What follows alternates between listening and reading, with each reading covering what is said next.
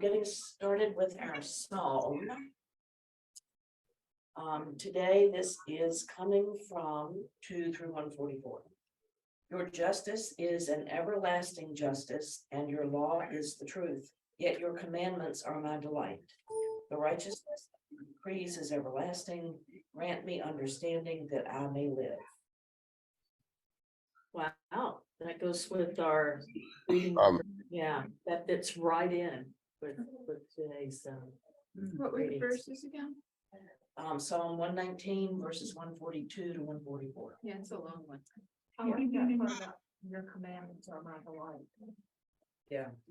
I was watching this female comedian. She was a middle-aged woman, and she said that she was at a convention, and this snarky gentleman was talking to her and found out that she was married to a minister. And he says, just as much as I want to. He says, well, I guess that means you can't drink or dance. She says, I can drink and dance as much as I want to. And he says, well, I guess that means you can't run around, can you? She says, I can run around just as much as I want to. The point is she doesn't. The point is she doesn't want to. Your commandments are my delight. Well, it fits in with last week too. Yeah. We're talking, Jacob James was talking about the law is freedom. Yeah, there are different types of freedom, if you exercise and climb and watch what you eat, you are free hopefully from obesity. So the discipline. With creek jump rise. Right, yeah, but discipline, if I discipline myself to get a good night's rest, then I'm free to do what I want the next day. So be free to, but you suffer the consequences. There was a great quote I heard when I was watching Vikings Valhalla this week. I know that's weird, but I'm gonna find it here in a second, I think. Where is it? Anyway, while she's looking for that, the Sorry. last little saying here, whenever you are confused or frustrated this day, pray for understanding. So, okay, I want to reiterate to start with something that Susan's been saying. The Bible Project. I looked at it this week. This is a lovely little synopsis with about 8.5 minutes, and the graphics are cute and entertaining, and it covers the entire book of James in less than 10 minutes. Wow. And so if you haven't watched it, then it's got something for every book of the Bible. So it's a nice resource. So I'm going to use some of what I got from that video to kind of recap part of what we've been doing. James is writing basically what we would call wisdom literature. His letter is not like a letter from Paul, where Paul is writing to people with a specific issue to deal with. James is just giving advice. And his goal is not to teach new theological ideas. And some of what I'm about to say also came from my friend Marley. They were writing in different circumstances. Paul was writing to people who were new to the faith, maybe hadn't accepted the faith, and they're questioning it. And he's laying out the theology of what's going on. James is writing to people who, to use an old Baptist saying, who've already been saved. They're already part of the congregation. And so he's not teaching them anything new. He's explaining how to live what they've already accepted. So a lot of people will argue that James and Paul, that their messages are conflicting, but they're not. If you read them very carefully, they actually complement each other very nicely. But part of what you have to remember is that timing difference. And little bit difference in the audience and Yes. and a lot of what we know or have basically heard, are taking little pieces of Yeah. James and Paul and That Rather being, than, you know, rather than looking at the whole picture. Yes, because Barclay points out that Paul talking about justified by faith, there's always something at the end that says, you know, go forth and do what your faith leads you to do. So Paul's not discounting works. He's just saying that's not the way to salvation. And James isn't saying it either. He's just saying if you have received that salvation, it will reflect itself in how you live. You know, like the woman who can run around all she wants, she just doesn't want to. I found a quote. Okay. Says the right to live in peace requires everyone to do their part. And I heard that, I was just like, yeah, no, I just. The right to does. live in peace requires everyone to do their part. Yeah. Right. What is that from? That was from Viking Valhalla. It was just a random quote, you know, it's like it was spoken in context and it's like, oh, that's a gem. Yeah. That's a gem, yeah. Well, one of the things that Barclay said was, now I'm gonna forget what it was. I'll have to wait and let that thought come back because I didn't write that one down. Oh, you're not saved by works. You were saved for works. Oh, I like that too. Yeah. That pretty much wraps it up. Yeah. This is the last half of chapter 2. Yeah, but we're gonna dig into it because in reading some of this, I'm scratching my head saying, this does not compute anymore. Let me go back with some of my recapping here. James is not trying to teach us new theological ideas. He wants to get in your business and challenge how you live. He was influenced by 2 sources. Obviously, Jesus' teachings for the most part, but also Proverbs. A lot of what he says sounds like it's coming straight from Proverbs, the first 9 chapters. They're short little wisdom lessons. You know, it's not some great, huge, long discourse. You can take 2 or 3 verses and be smacked up the head real good. He calls the community to be truly wise and to love God and others. There are 12 short teachings in the whole book, not one main idea. But he does come back 3 different times to how we talk. And if we get to chapter 3 today, I'm not holding my breath. We can do that next week. That'll be the first time we talk about our words and how important that is. Yes, thank We're you. having cool in here. Yes. Watch that. When we talk about words, are we talking about words we speak when we may be by ourselves venting, or are we talking about words that we actually address to somebody? Okay. Yeah, it's like, it's not what goes into your mouth that is the sin, it's what comes out in your mouth. So hold those thoughts for next week. We've got to get Okay, past all right, this. sorry. Okay. But if a bad word, it's like the tree. and Well, it's not, If it's you not like like custom sauce, it's you're not in your car by yourself, does that count? No, No, You're insulted. it's the hurtful things. Yeah. Yeah, It's we have the to do with those hurtful words. things, yeah, because I mean, it's like, you know, you have certain people you can hang out with and say all sorts of things that you wouldn't say in front, you know, it's like, Yeah. I wouldn't say those things in Sunday school, and I wouldn't say them in front of my class. It's just like a pressure cooker, you know, if you don't have that little release valve, you I know, agree with you that. can't, you know. Yeah. Healthy, Okay. healthy release. Then you're gonna back to chapter do it 2. to somebody. Reel it in. Back to chapter 2. Chapter 2. Yes, okay. And actually, Kathy's already covered up to what verses 13. 13, yes. We're starting at So from 13 to 26 is a very well-known passage about faith and works. It's actually 2 different sections.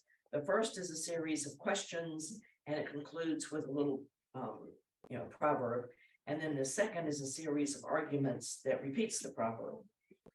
So let's do some reading here. If somebody would read verses, this is chapter 2, read verses 14 through 17. I'll do that. Okay.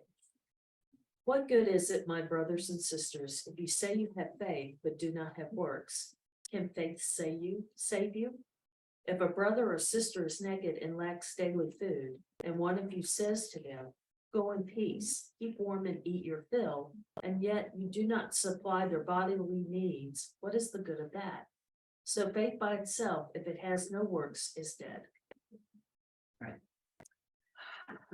Okay, so the Greek word that is translated if is hypothetical. And it underscores a point. Keep in mind here that Jacob is not dealing with Paul's Jewish Gentiles works faith today. He's focused on Christian moral conduct. You know, so, you know, and part of the graphic on the Bible study has somebody just, you know, blessing somebody who's out in the cold with no coat. Yeah. Be warm, see you later. Yeah. That. Well, the image that came to my mind, and you were looking at me, so I don't know if you had a similar experience in school yourself in social work school. But in undergrad, in one of my social work classes, one of the books we read was titled Blaming the Victim. And that's what this, so you know what I'm talking Yes, about. I do. Yeah, this whole process of blaming the victim and how easy that is. And even in these days and times, how much I still hear it. Yeah. I recently had a conversation with someone about a child who had been victimized, and they were blaming the child. You know, that the child could have prevented this, a 7-year-old could have prevented this, and I was like, what? Her 10-year-old brother could have protected her. I was like, what?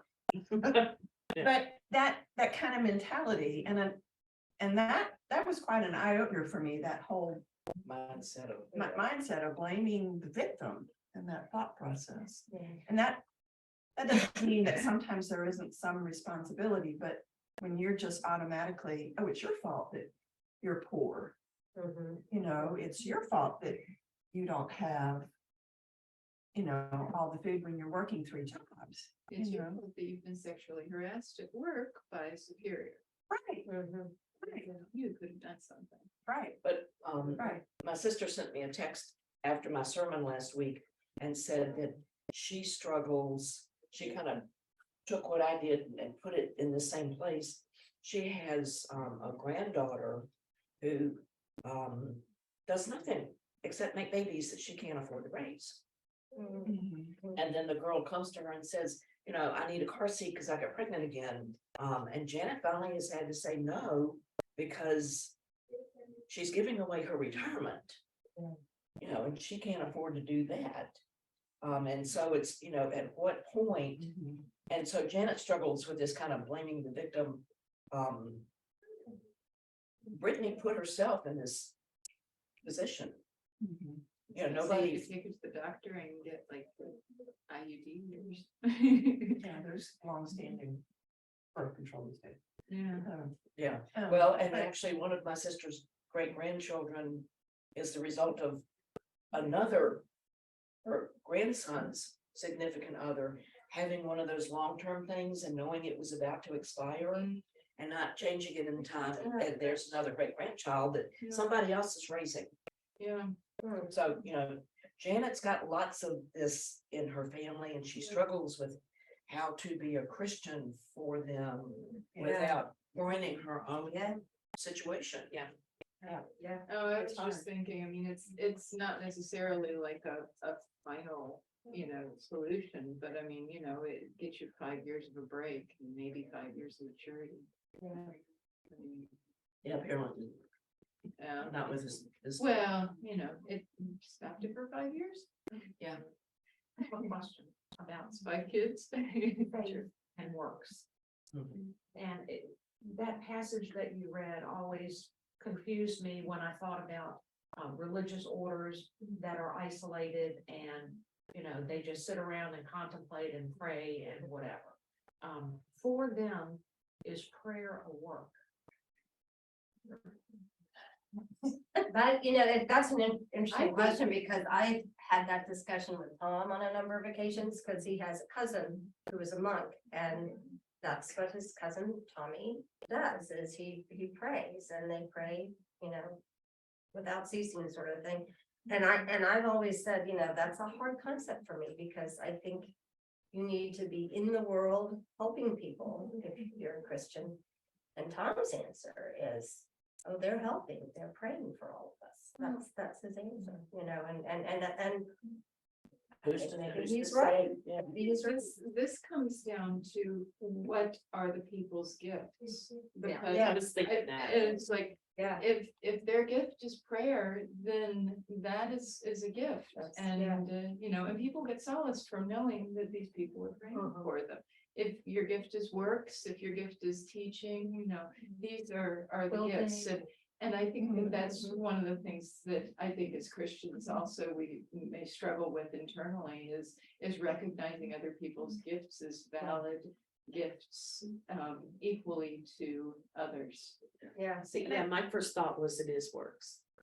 I can't even imagine I don't being a understand cloistered, either. you know, person Yeah. who prayed all day and a good part of the, I couldn't even imagine doing that. So I agree. I thought of it as being a gift, you know, as well, that they're called to do. So I think so, but And then, I also believe in the power of prayer. right, Yeah. and then the monasteries and the convents that I have had contact with, first of all, they're self-supporting, they're expected to be self-supporting. They, over the course of my adulthood, I have seen them evolve to being much more open to interaction and spiritual direction with people from the outside world. You know, Holy Cross up in Berryville that several of us have gone to for weekend retreats.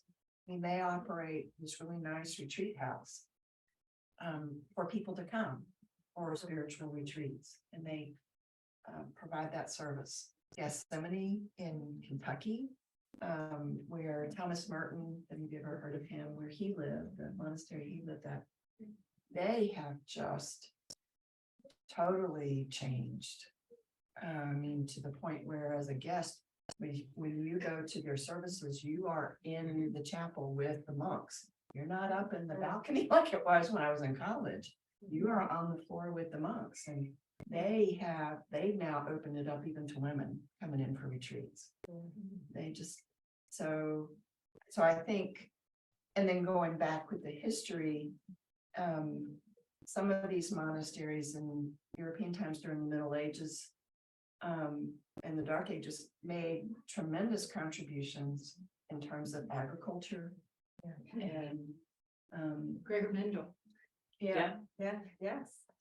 Right, so anyhow, so it's it can be, I agree, Faith, the prayers is a work. Prayers works, it makes perfect sense. Yeah, Well, and I mean. and they're expected to work, you don't just sit I was in gonna a say chair. this monasteries day, you are also working. provide, you know, outreach and forums, I mean, don't they? It depends Well, on the it order, depends. That's what it's saying, cloistered. If Mhm. you're cloistered, right, you are very much considered you're not out in the outside world, but there are monasteries and nunneries that's their whole mission, is to help yes, outside of the Yeah. walls. So it just Yeah. depends on a convent, excuse me. right. Richmond Yeah. Hill, you know, which is up in Churchill, that facility was originally built right after the Civil War, when the Catholic bishop for this area asked for this order of nuns to come to pray for the city.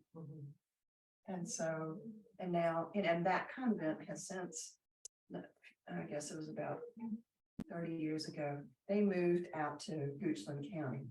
So the convent still exists, but is out in Goochland. Doesn't really, it was still there when I was working Churchill. Yeah. And if they ever had a call for service, there would be one person who would meet you at the door to, Yeah, because they're very Whatever the- cloistered. the issue was. They're very, You didn't go in. right. There's a very cloistered, they're very cloistered. I haven't been there, but I know of them. And Oh, what did Christ teach his disciples to do? Go out.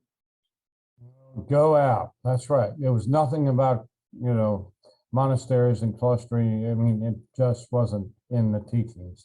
So I'll leave you with the red letters.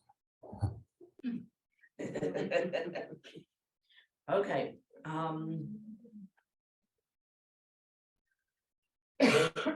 would somebody read verses 18 through 26? I can do that. Okay, But someone will say, you have faith and I have works. Show me your faith apart from your works, and I by my works will show you my faith.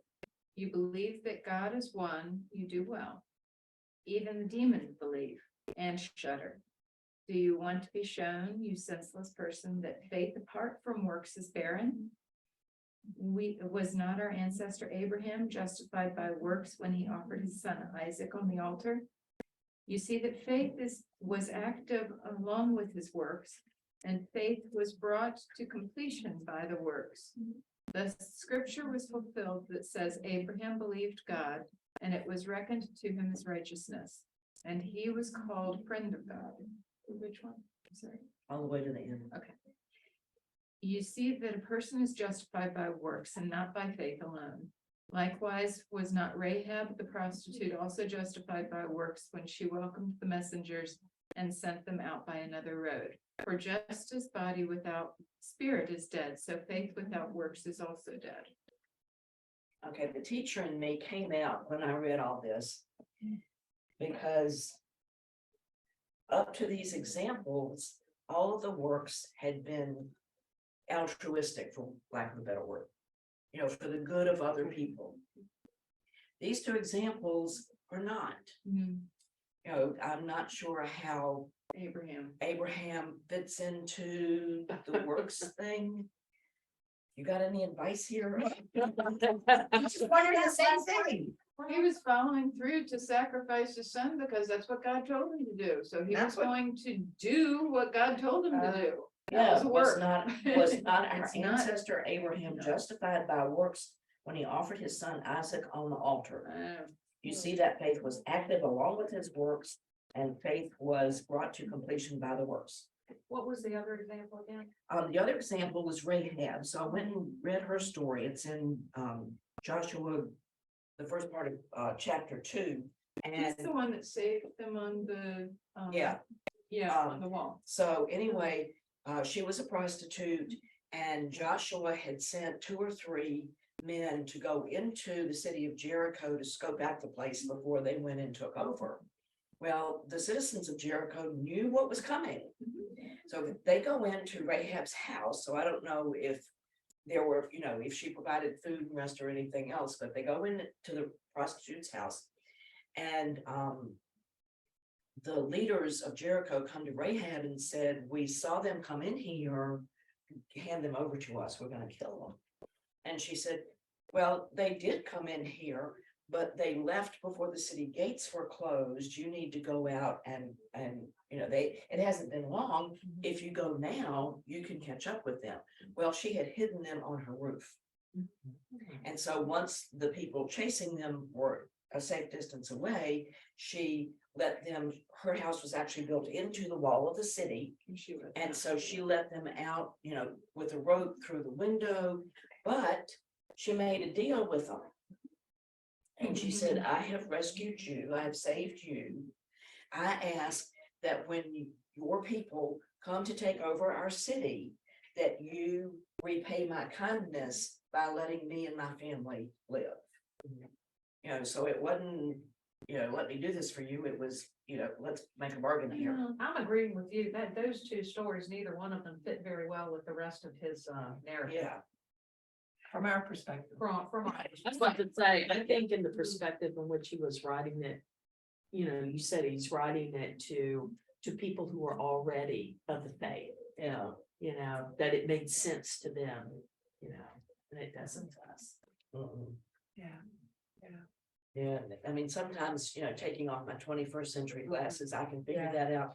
I'm having, this has been bothering me since before Christmas. What was the work? What was the work? The She saved lying and getting them out Yeah, while making a self-serving deal. yeah, Yeah, but she saved the entire, it's like she made it possible for the entire city to fall to Jerusalem because of that. So I mean, you know, it's like, I mean, yes, she saved them and she, said, hey, listen, basically I'm in your corner, but please, save me. I get all of that. I don't know. I'm an Old Testament person. I so was it's gonna like- say, this is very it's like, like. I'm like absolutely an Old Testament person. It's like you look at from an Old Testament perspective is that the good she's doing is far outweighing the small request she is asking for. And the good she was doing was basically enabling Israel to come in and move in and take not only this town, but the rest of Israel. I'm sure the citizens of Jericho would have had a different. Oh, spin. yeah, no, the citizens of Jericho, that's a whole different thing, but I mean, we're talking about this from the chosen people's perspective. She called us Number, out to these say are the farm chosen bacon. people, these are Jewish. And not people, just her bacon, but the bacon of her parents and her siblings and all of. Yeah, a lot of them. I don't blame her for that. Well, no, I don't either, but the supplies, I mean, the negotiation was really She interesting. said, and not only does she enable this for the people of Jerusalem, but she does save her family, and that's. Well, another as long one. as they were in her house, because the spies came back and said, okay, Right, they we're went not and willing told her. to go looking all over. You need to have your family in your house. And a crimson cord on the window. Mhm. And what's in your house will not be touched. But if your family's out in the city, we are not responsible for knowing who they are. But they And were if you doing take the the work. cord down, all bets are off. Because she is not an Israelite also. No, But it's interesting though, because it's like, it was the marching around and the blowing of the trumpets, and all of the walls fell basically because people were, standing on the walls and watching over the corners. So basically, in order for her house to survive, really, they had to stay inside and not stand over and like help tip the walls. So, I mean, but it was, but yeah, the red thing would actually been less of a notice to them and more of a notice to God. Because, unless they were coming in and saying, hey, you can get out, tonight because we're gonna do this tomorrow, right. The otherwise. lamb's blood on the lintel, the red. Yeah, and it's like, but it really, it's more of a notice to God, these are the people that are saved. Yeah. Because they have saved us. So. Old Testament thing. I love Old Testament. So- So, yeah, the Abraham thing, the works I get from a Jewish perspective. From a Jewish perspective, he was following God's orders, and following through on God's orders was the works. And God intervened because he showed full faith. Yeah. And followed through on what he was commanded to do, regardless of how he felt. And, and he did not disobey, he followed the instructions, and then when God came to intervene, he relented and praised God. To the point that he's called God's friend. But, Which you is know, we can back on Abraham let's back up 20 or 30 years. He was living quite happily up, far north. And it was God came to him and said, leave everything you know. Leave all your family except your father and your wife and your nephew. I mean, talk about works. Faith said, okay, fine, I will leave everything I know. The word Hebrew comes from stepping over, stepping out, leaving. So, I think that's maybe the works that, also that we could look at. Well, it's specifically citing in this passage, it's specifically citing his work of the sacrifice. I think that's why we're talking about that sacrifice, is because that's what specifically James is noting here when he's citing Abraham's works. That is the works that he's talking about. But you're absolutely right. Abraham shows great faith on many occasions. But him following through and doing action on God's behalf. You really have to look for it because, you know, he doesn't exactly like give food to the hungry and he, you know, just basically increases his wealth, increases his people. And that's what we see about Abraham. He's a rich man. He's a rich man with great faith, but what does he do? Right, And I was gonna say that human sacrifice at that time was was quite not an uncommon thing at No, it all. wasn't. But it So, wasn't acceptable amongst the Hebrews. no, but it Yeah. culturally around Right. them, this was Yeah, And not. Abraham wasn't a Hebrew. I mean, Yeah, yeah. technically, he wasn't a. He was a nomad and he was in a culture, you know, Right, at where that that was- time where, you know, the Canaanites were all about, you know, no problem, human sacrifice, sure, whatever. Okay, so bringing it into today's world. How do we live this? You knew I was gonna get there. Not as well as we should. You It's know, kind of how I feel. Yeah. You know, and that's where I have to, you know, it's like, I look at my life and I look at what I do and I see, my volunteering and my works through a lot of what I do in school. And it's like, Yes. that's specifically not, you know, it's like, yes, I'm educating people. Yes, I'm, you know, trying to get them to think in different ways and try to look at, you know, big world. But outside of that, it's like, I've got a club that we're trying to, it's like, you know, I've been honing them for years to try to find a works that we can do that can actually make a difference. So we collect aluminum cans and we're doing all of this aluminum collection and I take that to the pocket change people, convert it to money, and we send that money to the Chesapeake Bay Foundation to help with cleaning the bay.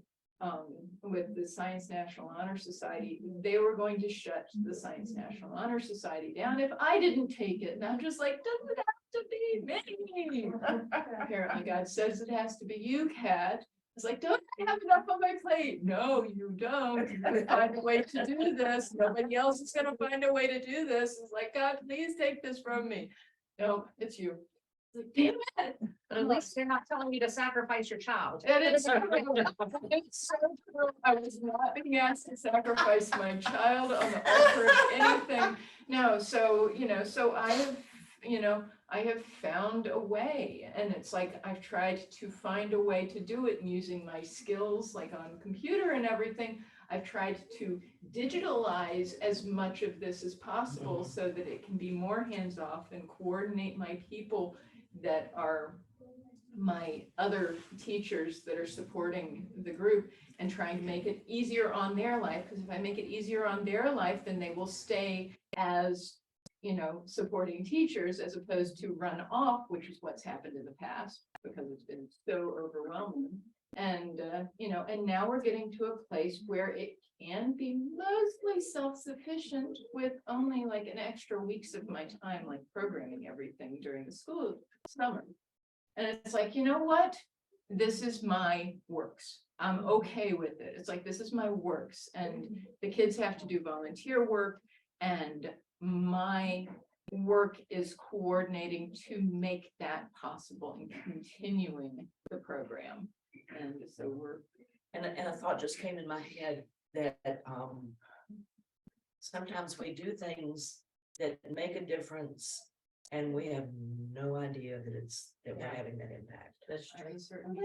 All of And maybe I'm, you know, being self-serving in this or whatever, but I came to the conclusion that how we live our lives overall as Christians Yeah. is as important as Yes. serving the poor and the needy. You know, am I living my life in a way that I am honest and fair and have that Christian love for other people? To me, that's a day in, day out kind of thing that I think we're called to, and it's part of the responsibility.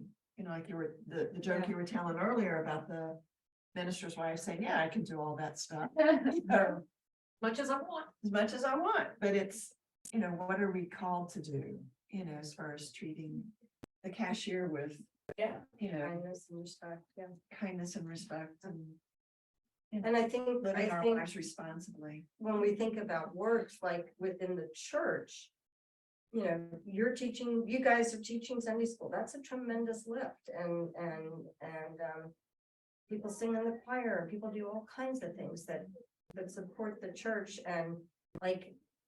Next weekend, we have a memorial service, that's top of my mind right now, and there are people volunteering to bring food for that and to help set up and clean up. But then we also do things beyond the church, so that all those things are helping people within our church. But then we also do things beyond the church through the kinds of outreach you're talking about, Catherine. And I think most of us do that kind of outreach, so, and I think one of the biggest challenges, listening to what you were saying, Kathy, is trying to get ourselves to think about every time we have an interaction with another human being, looking for the good and the Christ in that human being, instead of looking to say, they could have, done this or that. I mean, just looking for, Right.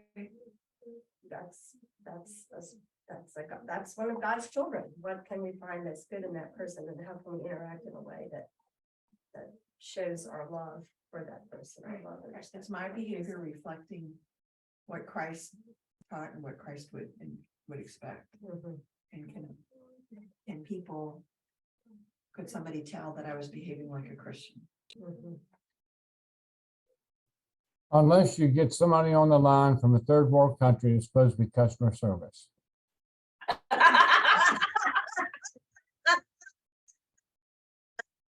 Right, You know then what? my patience is tested at times.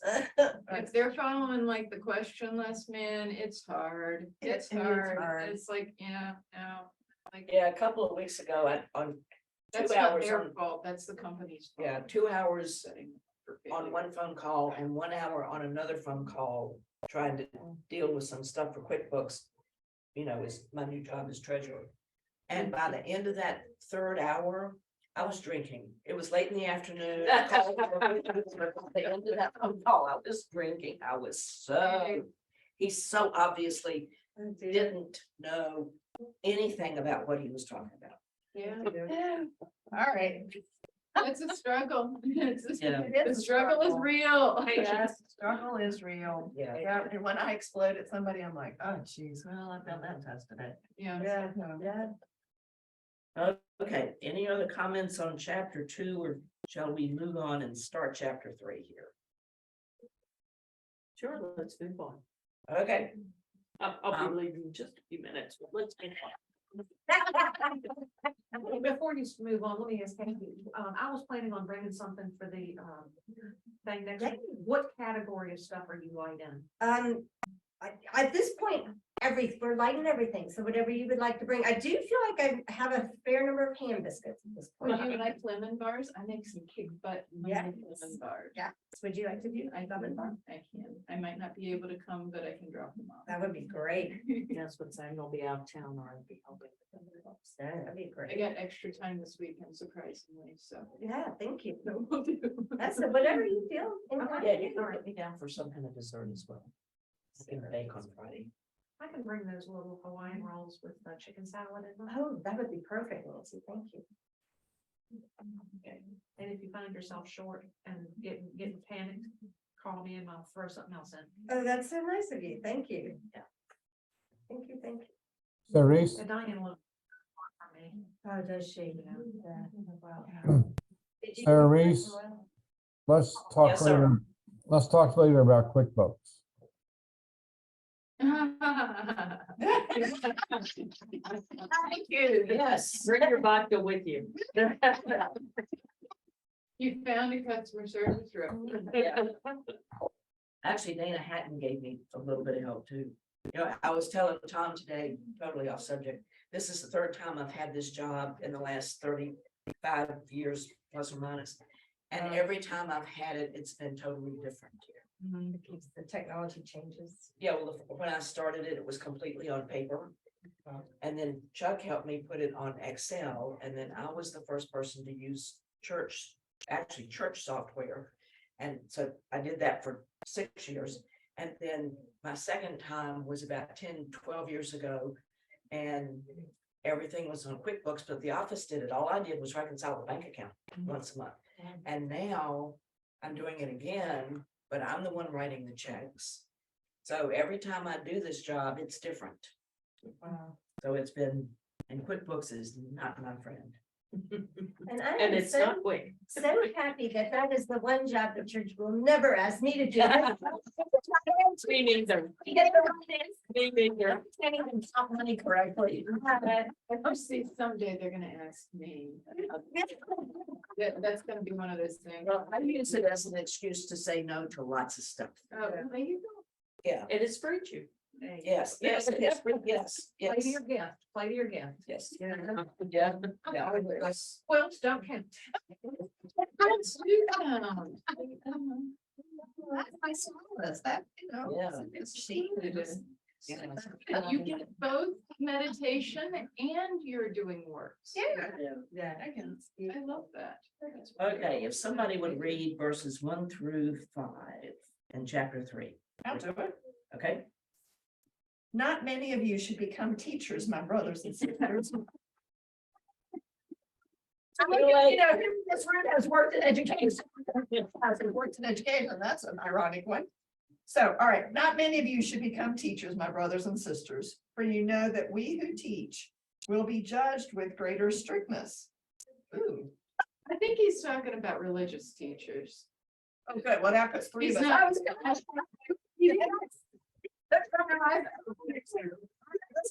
And I know we're better, it is to be put on that greater strictness. Oh, yeah. Yeah. For all of us make many mistakes. Anyone who makes no mistakes is speaking is perfect, able to keep the whole body in check with a bridle. If we put bits into the mouths of horses to make them obey us, we guide their whole bodies. Or look at ships. Though they are so large that it takes strong winds to drive them, yet they are guided by a very small rudder wherever the will of the pilot directs. So also the tongue is a small member, yet it boasts of great exploits. And gets so many people in trouble. Yes. And, Say where he says brothers and sisters, Uh-huh. like be careful who's, he clearly suggests that teachers could be female. Yes, Well, that could be an NRSV. Yeah. it depends on And- which book we're talking about and which leader we're talking about, and whether one, they are and, super supportive of that one. Boring and Craddock make the point that where it says, we will be judged with greater strictness, a literal translation It's just brothers. says, those who talk for a living have a heavier responsibility and anticipate greater judgment. I think the brothers and sisters may be input. All right, by so the NRSV says, Mine uses says- the word brethren, Yeah, my Greek says. which my the brothers. NRSV, the RSV, which is a fairly literal translation, uses the word brethren. The NRSV adapted some, as they did that translation for language to be more inclusive. Oh. So there are okay. times when it will say brothers and sisters, when Yeah. maybe the original wasn't quite as open. Okay, Brethren gotcha. is a little bit more of a broader term than, so they've, Would brother But mine- back then have included women or not? there were words in the Greek that were for humanity. All right, This says the Like Greek an specifically anthropos, translates directly anthropos. brothers. huh? The comments in my NRSV are identifying that the 4 places where it says brothers and sisters in this section. Uh-huh. The original Greek is specifically brothers, not brothers and Ah, sisters. Interesting. Right, but we, you know, And, am I, I'm sure I'm that not, the RSV because I maybe wasn't. well, Get out of jail free. well, and that may be what the RSV was doing is when they were translating like in the context that it was brethren, and meant to be brethren as opposed to Yeah, specifically male. It's like The brothers sounds more male directed, but if they're interpreting that in the RSV as brethren and they're interpreting here as brothers and sisters, then the original must have been in context and known to the translators that Brothers is an all-inclusive, sort of like the way some people still like to use man or men as an all-inclusive for humanity. On But an it's upgraded not level. my comfort zone, but you know. All right, because the RSV Yeah. was translated. It was an ongoing process. Yeah. The first half of the from like 1900 to 1952. So, No, both of them are very good. yeah, yeah. Okay, we so- need to end this so I can Oh, turn off all the technology and get to church on time.